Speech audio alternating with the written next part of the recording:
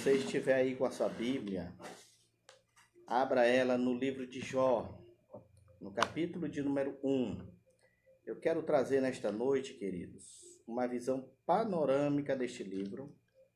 E eu acredito que a gente tem muito que aprender com este livro. Capítulo de número 1 de Jó, fazemos menção do versículo de número 1 ao versículo de número 5. Capítulo 1 de Jó, versículo 1 ao 5, diz assim: Havia um homem na terra de Uz, cujo nome era Jó, homem íntegro e reto, temente a Deus, que se desviava do mal. Nasceram-lhe 7 filhos e 3 filhas. Possuía 7.000 ovelhas, 3.000 camelos, 500 juntas de bois e 500 jumentas. Eram também muito numeroso o pessoal ao seu serviço. De maneira que este homem era o maior de todos do Oriente.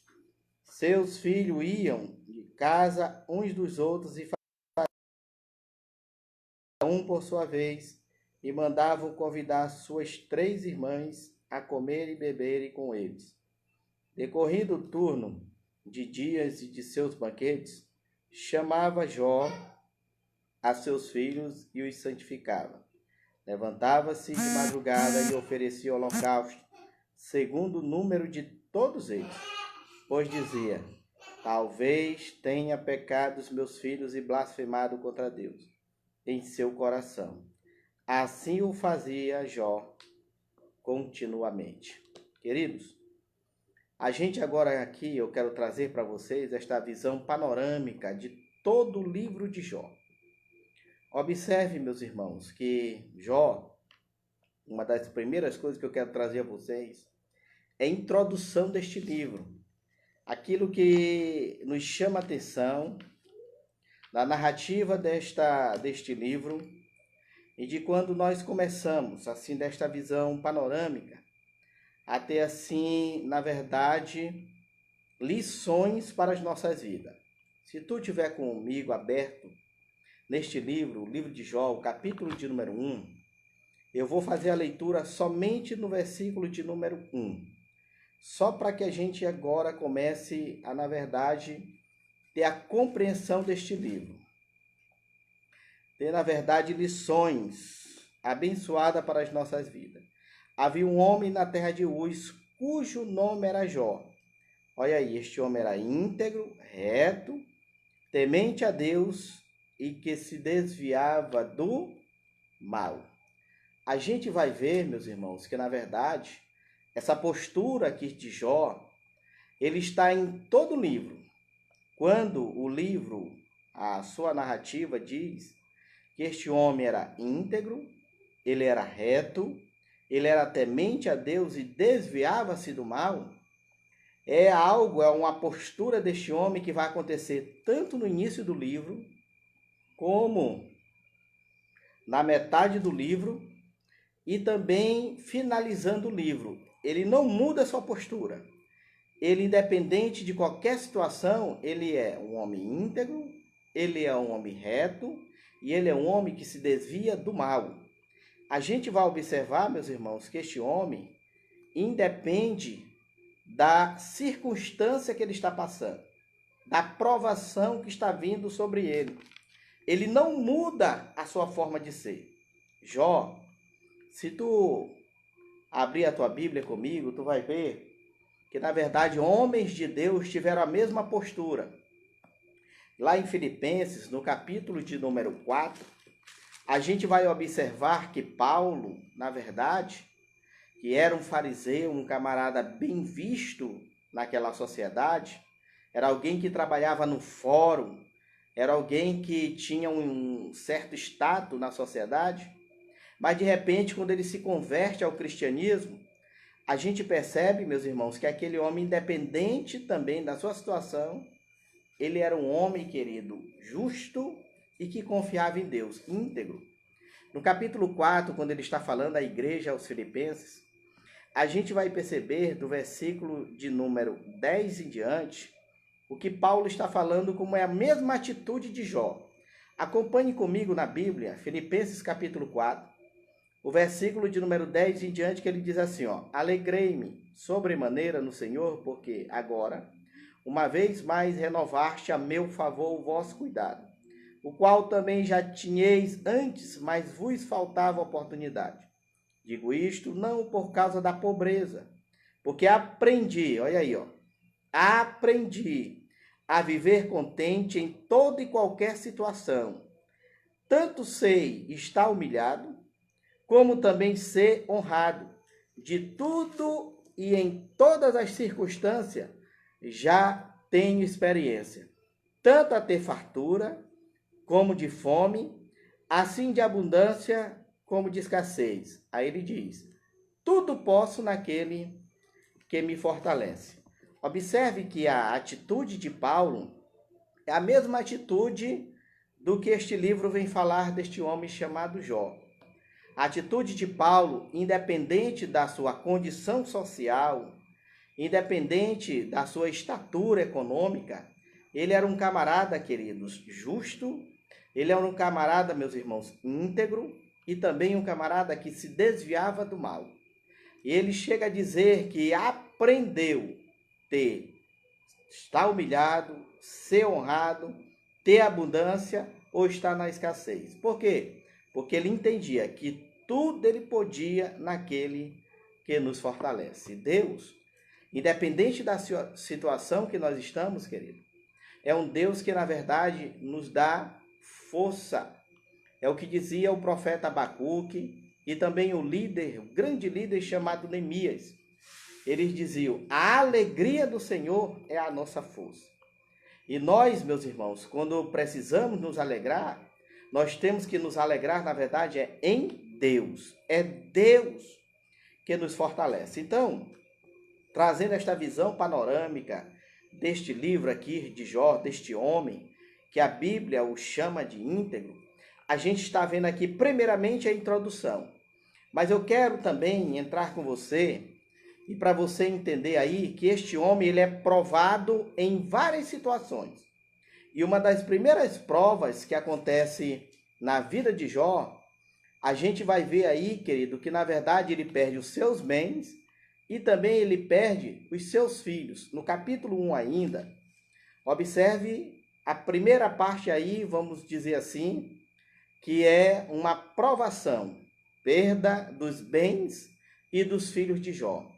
No versículo de número 6 ao versículo de número 22, a gente vai ver esta narrativa, mas no capítulo 1, eu quero que tu leia junto comigo em casa aí, do versículo 17 ao versículo de número 19. A narrativa diz assim, ó: é o primeiro teste, é a primeira prova que, na verdade, Jó agora, ele começa a passar.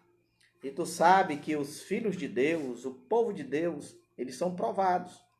E observe esta prova que Jó vai passar aí, no capítulo de número 1, que são a perda de seus bens e também a perda de seus filhos. Versículo 17 diante diz: falava este ainda quando veio outro e disse: dividiram-se os caldeus em 3 bandos.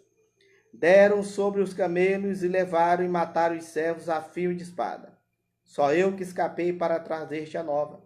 Também este falava ainda quando veio outro e disse: estando teus filhos e tuas filhas comendo e bebendo vinho, em casa do teu primogênito, eis que levantou grande vento do lado do deserto, e deu nos 4 cantos da casa, a qual caiu sobre eles e morreram. Só eu escapei para te trazer a nova. Observe, irmãos, que uma das primeiras provas ou teste que Jó vai passar é sobre a perda de seus filhos e a perda, queridos, de seus bens. Irmãos, prova, elas virão sobre o povo de Deus. E a gente vê em toda a Escritura.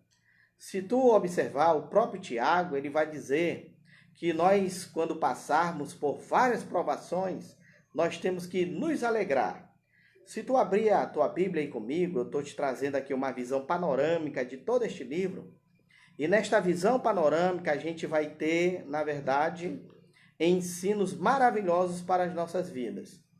Ensinos que, na verdade, queridos, nós precisamos compreender. Este homem passou por cada situação e é necessário que a gente venha a ter uma visão de todo este livro. Tiago, no capítulo de número 1, se tu abrir a tua Bíblia aí comigo, em Tiago, você vai ver, Tiago aí é depois de Hebreus. Tiago, no capítulo de número 1 e o versículo de número 2, observe, eu quero te trazer nesta noite, eu quero frisar isso, a visão panorâmica do livro de Jó, que diz assim, Tiago 1, versículo 2 em diante. Meus irmãos, tende por motivo de toda alegria o passar por várias provações, sabendo que a provação da vossa fé, uma vez confirmada, produz perseverança. Ora, a perseverança deve ter ação completa, para que sejais perfeitos e íntegros, em nada deficiente. Se tem uma das coisas, queridos, que Deus ele faz na vida dos seus servos, é o aperfeiçoamento das nossas vidas. E quando, na verdade, Jó, ele está passando por esta provação, a gente vai perceber neste próprio livro que, na verdade, um dos seus amigos, eles vai dizer que o que Deus está fazendo na vida de Jó é aperfeiçoando, é burilando a vida de Jó. E a gente percebe, queridos, que o primeiro teste, a primeira prova que Jó passa é a perca de seus bens e a perca de seus filhos. Vocês sabem que a dificuldade, irmãos, de perder um filho é muito grande. E eram 10 filhos. Mas acompanhe comigo ainda, que a gente agora vai começar a ver a segunda prova, o segundo teste que este homem passa. Jó, ele vai passar por alguns testes neste livro, por algumas provações, e eu quero te trazer assim esta visão panorâmica. Primeiro eu trouxe aqui a introdução do livro, que é o capítulo 1, do versículo 1 ao versículo 5. Eu trouxe o primeiro teste, que é o capítulo 1, do versículo de número 6 a 22. E eu quero te trazer o segundo teste, ou a segunda provação, que é no capítulo de número 2, do versículo 1 ao versículo 12. Você vai ver que, na verdade, Jó, ele é acometido e aferido de uma doença, de uma enfermidade, meus irmãos. No capítulo 2, quando a gente percebe este livro, a gente vai ver, se tu ler aí comigo o versículo de número 7, olha como é interessante a gente ler a narrativa. Então saiu Satanás da presença do Senhor e feriu a Jó de tumores malignos, desde a planta do pé até o alto da cabeça. Irmãos, o que o livro está dizendo para nós aqui no capítulo 2, desta segunda prova que Jó está passando, é que ele estava em um estado, meus irmãos, na verdade, terminal. O estado que Jó está se encontrando aqui, querido, já é um estado terminal. A situação em que Jó está se encontrando aqui é aquela situação que nós olhamos as pessoas e dizemos, meu Deus, só o milagre do Senhor para tirar a pessoa desta situação. Só o milagre de Deus para tirar esta pessoa, por exemplo, da UTI. Quantas pessoas não já estiveram na UTI e ali a gente olha para a situação em fase terminal e a gente diz, Senhor, no nosso próprio coração a gente até diz que não tem mais jeito. A gente até diz que essa pessoa, na verdade, não volta mais. E é isso que Jó está passando quando, no capítulo 2, o versículo de número 7, ele diz que Satanás saiu da presença do Senhor e colocou nele tumores malignos. Tumores malignos, irmãos, quer dizer que estas chagas que tinham tanto da planta do pé à ponta da cabeça de Jó, ele está querendo trazer aqui nesta narrativa é que Jó estava em uma fase horrenda, uma fase mesmo terminal, queridos. Era algo que alguém olhava e dizia, esse daí não tem mais jeito. E quantas pessoas a gente vai olhar na Bíblia que, na verdade, estavam na mesma situação de Jó, mas entendemos que nós servimos a um Deus, queridos, que cura, a um Deus, meus irmãos, que restaura e a um Deus que ainda faz milagre para a glória e louvor do seu santo nome. Então, a primeira coisa que nós olhamos nesta visão panorâmica do livro é a introdução. Depois vem o primeiro teste, é o capítulo 1, e depois vem o segundo teste, que é o capítulo 2. E agora eu quero te mostrar que este livro, ele vai se dividindo mais ou menos assim. A terceira parte deste livro é o diálogo de Jó com os seus amigos. E essa terceira parte, queridas, a gente vai observar que neste diálogo, ele começa do capítulo de número 3 e ele vai até, meus irmãos, o capítulo de número 31. Do capítulo de número 3 ao capítulo de número 31, é a narrativa que fala da conversa de Jó para com seus amigos, aonde os seus amigos o atribuía pecado, aonde os seus amigos o via, queridos, de uma forma totalmente diferente. Se tu olhar e se tu ler essa narrativa aqui, ela é a maior. Do capítulo 3 ao capítulo de número 31, Jó está conversando com Elifaz, com Zofar e com Bildade. É a conversa de Jó para com esses três amigos. No sentido de que esses amigos estão atribuindo o tempo todo e estão dizendo: Jó, alguma coisa de mal e de ruim tu fez para que na verdade tu viesse a ser cometido dessas coisas, dessas calamidades. Algo tu fez para que o castigo de Deus viesse até tu. E aí, meus irmãos, que nessa narrativa, se nós observarmos, dividindo aqui neste livro, se tu abrir a tua Bíblia aí junto comigo, no livro de Jó, eu quero te mostrar uma coisa. O capítulo de número 13 ainda, os amigos de Jó, eram os amigos que, na verdade, falavam o tempo todo contra Jó, dizendo que alguma coisa de errado ele tinha feito para que Deus viesse trazer a calamidade sobre a vida dele. Jó, ele vai fazer uma defesa da sua vida. E se tu observar as palavras de Jó no capítulo 13, observe aí comigo, o versículo de número 4, observe o que é que Jó vai dizer para aqueles amigos, que é o que acontece muito, meus irmãos, nos nossos dias. Os amigos de Jó, eles estão trazendo uma teologia, queridos, na verdade, ao contrário daquilo que Deus mostra na sua palavra. Eles, por ver o sofrimento de Jó, eles o tempo todo estão atacando Jó.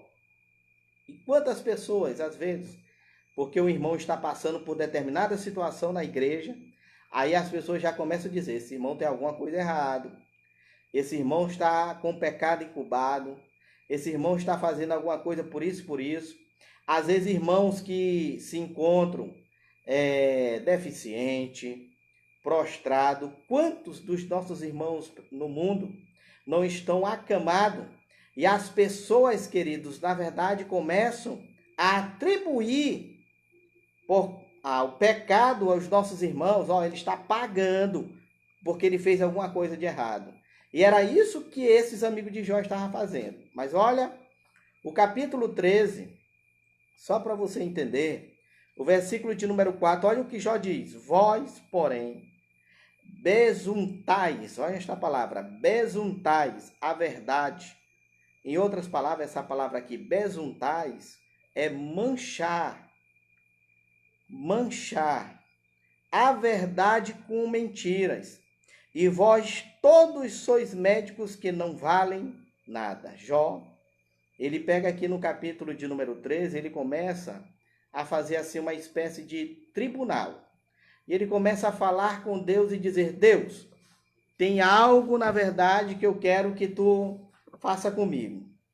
Eu quero que tu coloque neste tribunal e me faça os questionamentos, porque eu preciso falar.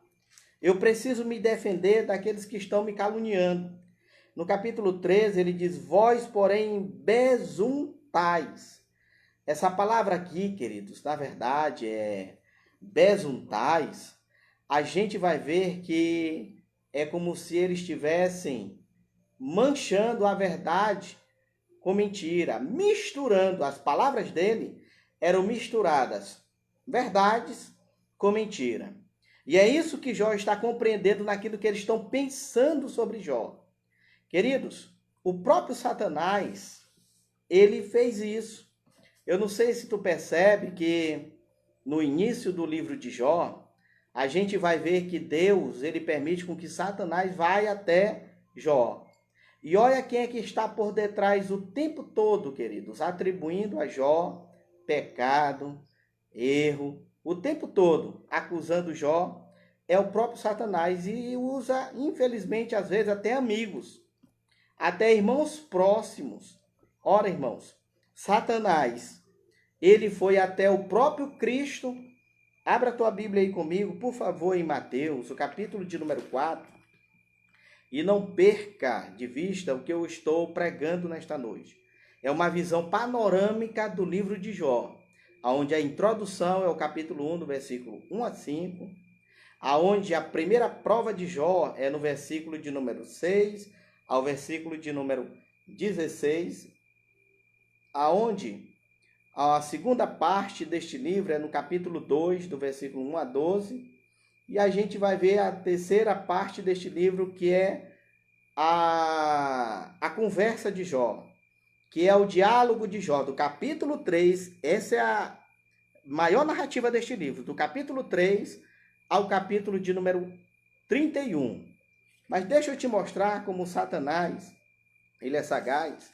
E em Mateus 4, se tu observar comigo, ele foi até o próprio Cristo, irmãos. Só para tu ter uma ideia de como Satanás ele faz isso.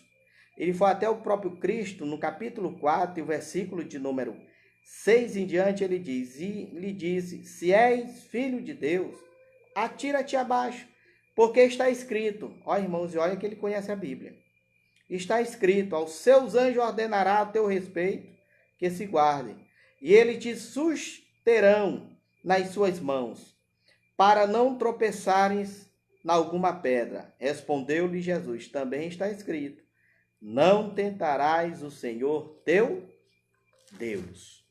Assim como os amigos de Jó, queridos, estavam, na verdade, falando e trazendo uma teologia totalmente deturpada daquilo que Jó estava passando, que era a questão do sofrimento, o sofrimento no sentido de ter perdido os bens, ter perdido os filhos, ter perdido a saúde, e eles agora atribuindo a Jó pecado por aquilo que eles estão passando.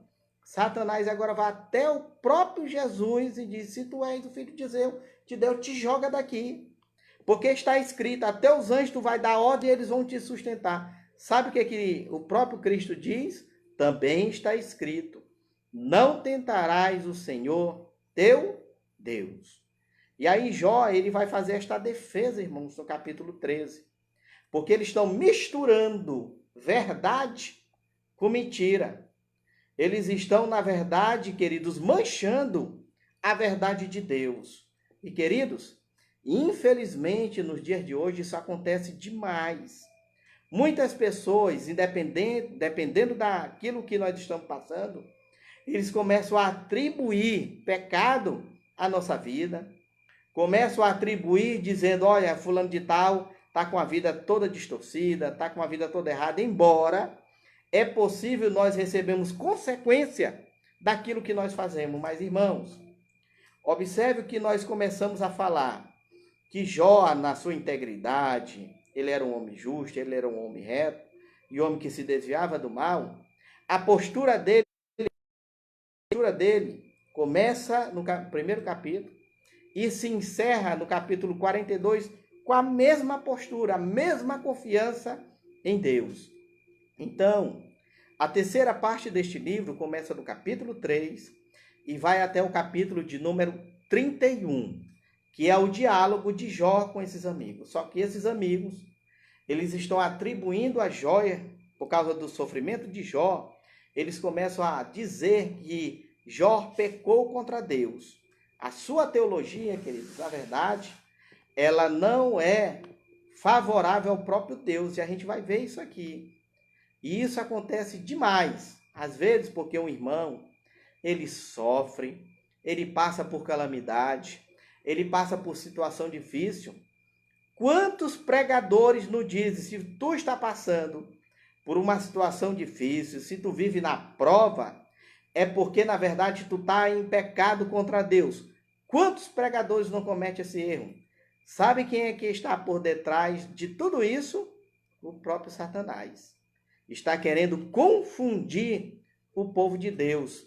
Pregadores que nos dias de hoje, queridos, na verdade, distorce a palavra no sentido de dizer assim, ó, se tu não está conseguindo conquistar os teus bens, conquistar a tua casa, prosperar nesta vida, tem algo de errado na tua vida, irmãos. E é diferente daquilo que a Bíblia vai nos mostrar. O sofrimento, queridos, na verdade, ela traz são aperfeiçoamento sobre as nossas vidas. E a gente aprende nessa terceira parte deste livro que o sofrimento serve para que a gente venha a ser burilado em nosso caráter. Ora, irmãos, quando a gente vê nessa terceira parte do capítulo 3 ao capítulo de número 31, a gente vê estes irmãos atribuindo a Jó pecado, porque Jó estava passando por este sofrimento. Em toda a Bíblia você vai ver isso, queridos. Quando a pessoa está passando por sofrimento, isso não quer dizer que ela está em pecado contra Deus. Isso não quer dizer que ela está simplesmente desagradando a Deus. Não, irmãos. Nós estamos neste mundo, nós estamos sujeitos a pecar, a errar, a sofrer. Quantos dos apóstolos não sofreram? Uns morreram na guilhotina, outros morreram crucificados, passaram por sofrimento, mas a esperança deles não estava atribuída a este mundo. A esperança deles, querido, e a confiança deles não estavam colocadas neste mundo jamais. A esperança destes homens sempre era no novo céu e na nova terra, onde habita a justiça para a glória do nome do nosso Senhor.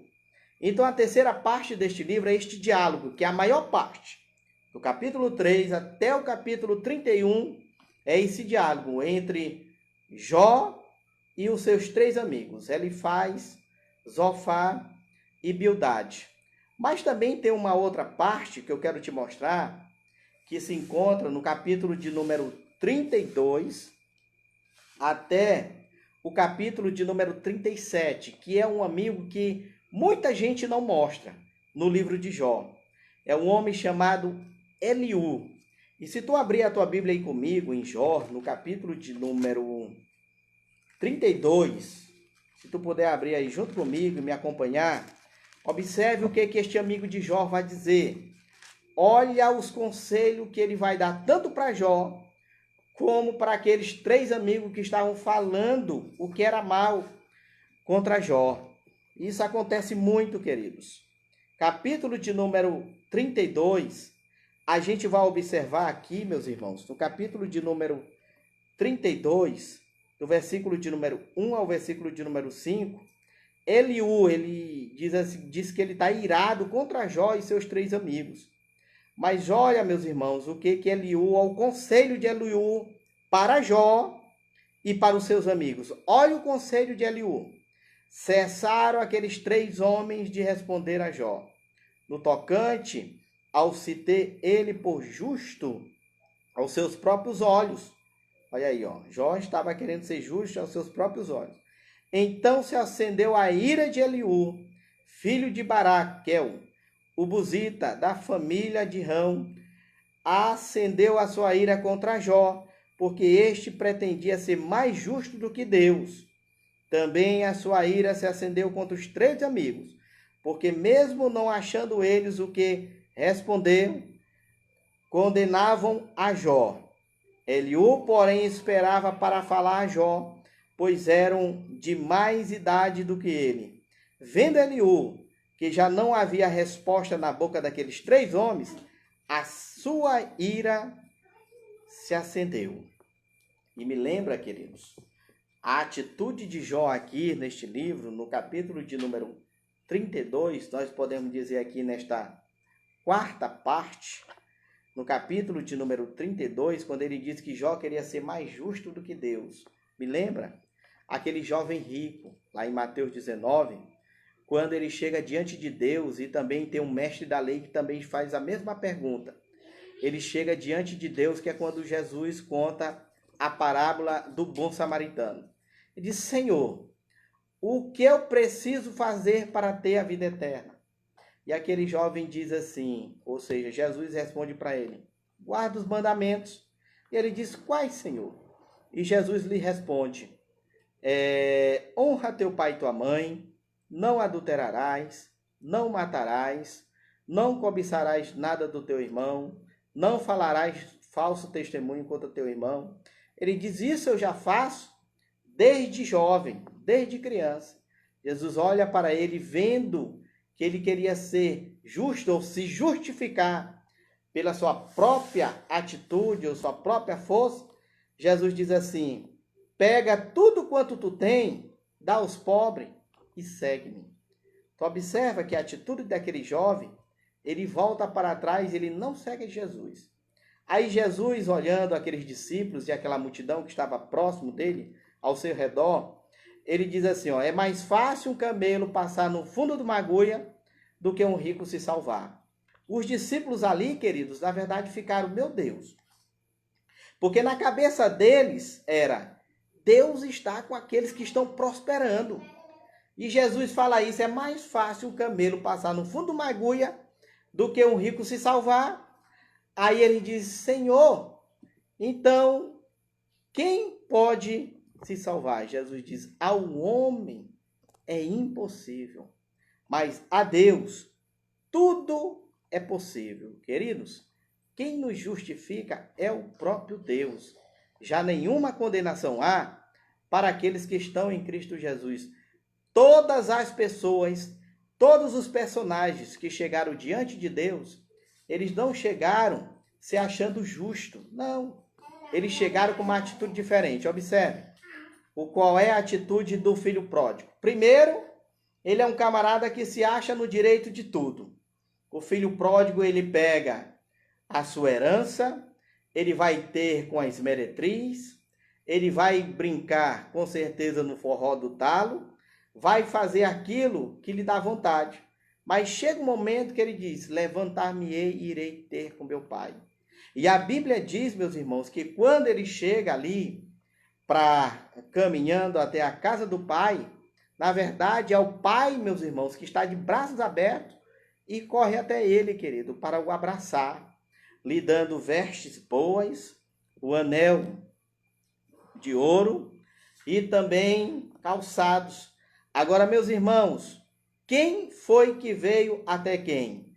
E uma grande maioria das pessoas, às vezes por não compreender, e acham: não, foi eu que fui até Deus, eu que quis Deus. Não, Jesus falou em João 15, não foste vós que me escolheste, mas eu escolhi a vós. Quem veio até o ser humano, queridos, foi Deus. Olha quem é que se forma uma criatura humana, é o próprio Deus. Deus, ele veio até o planeta Terra, se tornou servo, se tornou homem, foi à morte de cruz, e na verdade todo joelho se dobrará e toda língua confessará, dizendo que só Jesus é o Senhor. Não foi eu e você que fomos até Deus, mas foi Deus que veio até nós. Tu te lembra lá no Éden? Quem ia até quem? Era Deus que ia. A Bíblia diz que na viração do dia, Deus ia até Adão. E não Adão ia até Deus. Era Deus que chegava e ia até Adão. Até um dia que Adão peca e Deus começa a fazer pergunta: Adão, onde estás? É claro, queridos, que a pergunta de Deus, ela é irônica. Deus não sabia onde Adão estava? Sabia. Deus sabe todas as coisas. Mas, na verdade, Adão ali, agora, ele se torna um missionário de uma missão impossível, que é sair da presença de Deus. É o próprio Isaías que diz: antes que houvesse dia, eu sou, e ninguém há que escape das minhas mãos. Operando Deus, quem impedirá? Então, meus irmãos, não é o homem que foi até Deus, é Deus que vem até o homem. Então, quando a gente olha nesta visão panorâmica aqui do livro de Jó, a gente vai ver que no capítulo 3 é a maior narrativa, que é o diálogo dele para com os seus amigos. E no capítulo 32, vai do 3 ao 31, e do 32 ao 37, a gente vai ver aqui este conselho de Eliú, que é um jovem dando conselho aos mais velhos. Mas, na verdade, o que Eliú está falando tanto para Jó, como para os amigos de Jó que estão condenando Jó, é dizendo: Jó, o que Deus está fazendo contigo neste sofrimento, sabe o que é? Tem um propósito. E o que Deus está fazendo contigo é te aperfeiçoando. E, queridos, nós, quando passamos por várias provações, ou pelas provações que vêm até nós, há um propósito de Deus. E observe que quando o sofrimento chega, o que acontece conosco? A primeira atitude da gente é de uma pessoa arrogante ou é de uma pessoa que se quebranta diante de Deus? É totalmente diferente, irmão. É de uma pessoa que chega quebrantado diante de Deus. É uma pessoa que chega, queridos, na verdade, diante de Deus, com o coração inclinado, orando e suplicando ao nosso Senhor. A atitude de alguém que está sofrendo, ela é totalmente diferente. E qual é o propósito do nosso Senhor? Burilar o nosso caráter. E é isso que Eliú está aconselhando Jó aqui neste momento, do capítulo 32 ao capítulo de número 37 deste livro. O que Eliú está falando para Jó e seus amigos é: Jó, Deus está aperfeiçoando o teu caráter, está aperfeiçoando a tua vida. Deus é o oleiro, meus irmãos, e nós somos os vasos. E o que o oleiro faz com o vaso? Ele faz o que ele quer. Ele quebra o vaso, ele joga o vaso naquele bolão de barro, ele pega de volta, ele faz um vaso novo. Então ele faz o que ele quer, queridos, porque ele é Deus. Ele pode fazer o que ele quiser. E quem é eu e você para chegar diante de Deus? Senhor, por que isso está acontecendo? Não. Quando Abacuque, o profeta, questionou Deus na calamidade que estava vindo na nação de Israel, Deus deu uma visão para Abacuque e diz: Abacuque, o justo viverá pela fé. Queridos, esta pandemia, ela está nos ensinando uma coisa, que o justo é aquele que confia em Deus. Nós não somos justos porque nós nos justificamos pelas nossas obras. Não, nós somos justos em Cristo Jesus, que é aquele que fez toda a obra. É aquele que, na verdade, fez todas as coisas. Por isso que Paulo, falando a carta aos Romanos, a igreja de Roma, ele vai dizer: já nenhuma condenação há para aqueles que estão em Cristo Jesus. Ou seja, nós somos justificados em Cristo pela fé. E eu quero te trazer a última parte deste livro, que é do capítulo, queridos, de número 38, que é a quarta parte deste livro. Tu vai ver que agora Deus aparece. Tu já percebeu que do capítulo 3 e diante tem um personagem que ele some, que é Satanás. Ele já não aparece mais. Este personagem é como se ele sumisse agora da história. Por quê? Porque o que o livro quer frisar não é Satanás. O que o livro quer, na verdade, mostrar é a soberania de Deus sobre todas as coisas. No capítulo de número 38 ao 42, agora quem aparece é Deus, depois dos questionamentos. Tu vai ver que Deus agora ele aparece e a gente vai perceber, queridos, que Deus ele não responde os questionamentos de Jó. É interessante, né? Deus poderia chegar a Jó e responder: rapaz, eu vou te responder, Jó, o que tu está perguntando, porque no capítulo 13, no capítulo 14, no capítulo 21 deste livro, a gente vai ver Jó perguntando e se questionando diante de Deus. E Deus, quando ele chega no capítulo 38, ele não vai responder Jó. Agora, quem vai falar, queridos, é o próprio Deus que vai falar para Jó. Agora já não tem mais a questão da mulher, pode ver que não tem mais a questão dos amigos, pode ver que não tem mais a questão do diabo. É Deus e Jó, Jó e Deus. é Deus chegando e aparecendo a Jó e falando com o próprio Jó, no capítulo 38 ao capítulo de número 42. A gente vai ver que quando Deus, ele está respondendo para Jó, no capítulo 38 ao 42, poucos versículos tu vai ver Jó como se ele levantasse assim a mão e dissesse: Senhor, eu quero falar pelo menos uma coisinha. Entendeu? Porque ele reconhece a soberania de Deus. O Deus que está por detrás de todas as coisas. Tu vai ver Jó respondendo poucas vezes, mas é só Deus falando. Deus respondendo. Deus falando e perguntando para Jó. Eu vou te perguntar isso, eu vou te perguntar aquilo. Aí Jó, na verdade, ele vai reconhecer e dizer: Senhor, agora sei que nenhum dos seus propósitos podem ser frustrados. Irmãos, há um propósito de Deus maior, há um projeto de Deus maior em meio a toda esta calamidade que nós estamos passando. Observe que Deus é como se ele estivesse purificando as nações. Queridos, a politicagem, a corrupção é generalizada em todos os lugares, tanto na política, tanto na religião. Quantos religiosos a gente viu que tem deles que estão vendendo 1 grão de feijão por R$ 1.000, meus irmãos. Se você está achando que o quilo de feijão está caro, pois tem religioso que está na televisão vendendo 1 grão de feijão e pedindo R$ 1.000 por 1 grão de feijão. Agora imagina, Deus vendo toda esta corrupção em todas as áreas da nação. E se Deus não vai entrar em ação, queridos, ele vai. E ninguém jamais imaginaria que seria através de um vírus. O próprio Deus, na pessoa de Jesus, falou que nos últimos dias haveria epidemias em vários lugares. Mas ele diz assim, aquietai-vos. Não vos assusteis. Embora a gente fique assustado, irmão, mas Deus não está fora do domínio destas coisas. Jamais. E é por isso que Jó, aqui no capítulo de número 42, e o versículo de número 4 em diante, ele vai dizer: escuta-me, pois havia dito, e eu falarei e te perguntarei.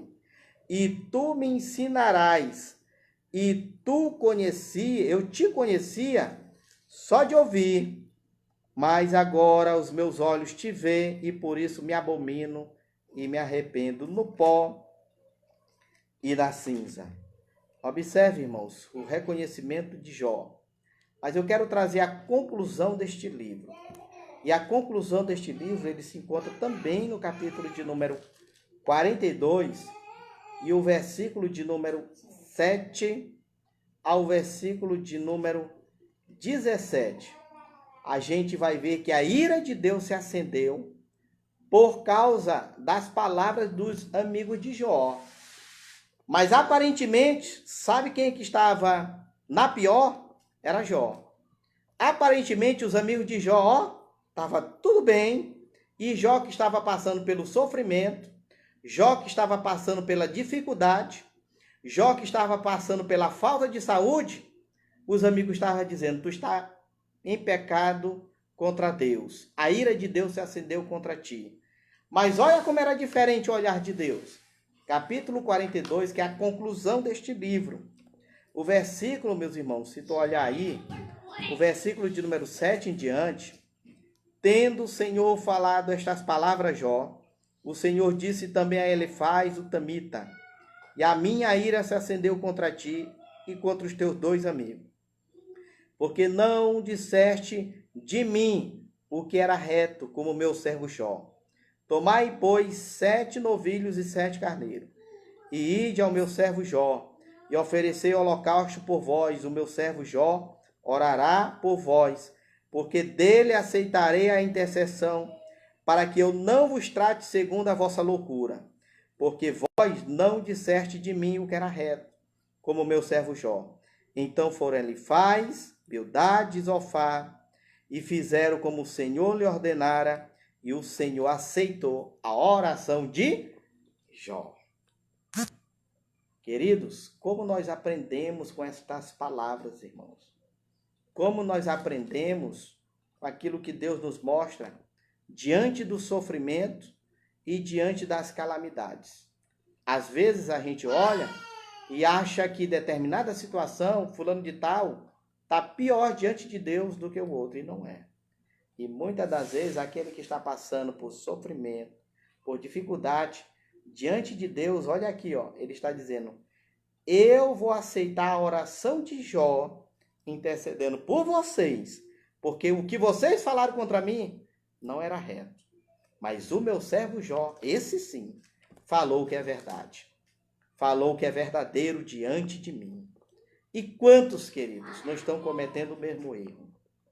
Quantos não estão fazendo a mesma loucura que esses 3 amigos de Jó estavam fazendo? Oferecendo e vendendo praticamente indulgências. E acham que estão bem por estarem prosperando, sabe? De tal forma, eles acham que diante de Deus eles estão bem. E na verdade Deus está olhando e ó, vocês estão reprovados diante de mim. É como dizia Paulo, que nós não temos que mercadejar a palavra de Deus, nós não temos que adulterar. É como aquele leite que você vai comprar no mercado, ou então em um comércio, e muitas das vezes alguém coloca água no leite para que venha ficar com um volume maior. Ali é um leite adulterado. E tem gente falando verdade misturado com mentira e achando que Deus está se agradando disso. Jamais. Queridos, aquilo que muitas vezes está dando certo, não pense você que Deus está se agradando. A grande maioria, Deus não está se agradando daquilo que essas pessoas fazem. Então nós aprendemos neste livro, meus irmãos, que a confiança de Jó em Deus independia de qualquer situação. E essa deve ser a minha e a tua confiança diante do Senhor. Porque a nossa confiança, ela deve estar diante de Deus, como dizia o profeta Abacuque, que o justo viverá pela fé, e o apóstolo Paulo, o justo viverá pela fé, independe da nossa situação, independe do que nós estamos passando. Então, observe que o mundo está passando por uma crise generalizada em todas as áreas, politicamente falando, na questão da religião também. Em todas as áreas há uma crise instalada em todas as nações. Mas independente de qualquer situação, meus irmãos, o que nós devemos fazer é confiar em Deus. Os nossos irmãos do primeiro século, sabe como é que eles faziam? Quando eles estavam sendo jogados aos leões, queimados na fogueira e nas praças. Eles diziam: acende este fogo, porque eu quero me encontrar com meu Senhor. Eu quero me encontrar com meu Deus. Se você me jogar ao leão e aquele leão não me devorar, sabe o que eu vou fazer? Eu vou bater tanto na cara dele, porque ele vai logo me devorar e eu quero me encontrar com meu Deus. Nos dias de hoje, eu fico observando uma cambada de evangélicos e de crentes que dizem que são crentes em Deus, mas se alguém olhar torto para ele ou falar mal dele, ele já começa a falar mal da igreja, ele já começa a sair dizendo, blasfemando de Deus, dizendo que este povo, na verdade, não são nada daquilo que falam. Aí, querido, se volta contra Deus.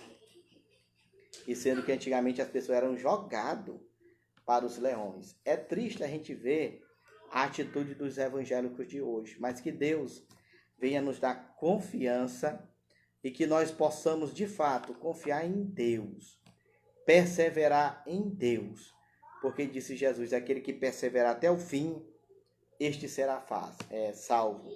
Perseverar até o fim é ter confiança em Deus até o fim, meus irmãos, independente de qualquer situação, independente de qualquer coisa. Então, a visão panorâmica deste livro é isso. É o primeiro capítulo, é o segundo capítulo, é o capítulo de número 3, é o capítulo de número 32, que na verdade vai até o 37, e a chegada de Deus aparecendo, sendo que Deus não responde nada a Jó, ele não responde os seus questionamentos, mas ele começa a fazer as perguntas diante de Jó.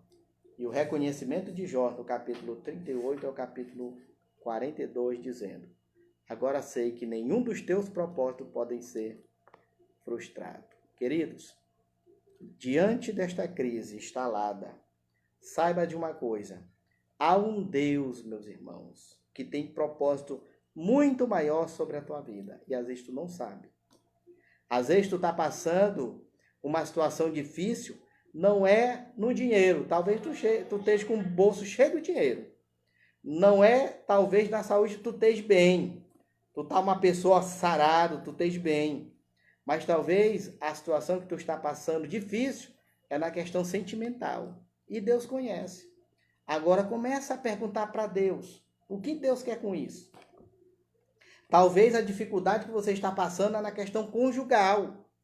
E às vezes a gente não tem a compreensão e a paciência de esperar em Deus e perguntar para Deus. Mas pergunte, comece a conversar com Deus, comece a se aproximar de Deus. E você vai ver que há um Deus que nos responde e que fala conosco para a glória do seu santo nome. Amém, meus irmãos? Que Deus em Cristo nos abençoe e que nós possamos perseverar em Cristo Jesus até o fim. Eu vou chamar aqui mais uma vez a minha esposa. Ela vai estar louvando, bendizendo ao nome do nosso Senhor. Então, entenda que Jó passou por várias provações. E eu e você também não estamos isentos de sermos provados. Mas toda prova, ela serve para um fim maior, a glória do nosso Senhor.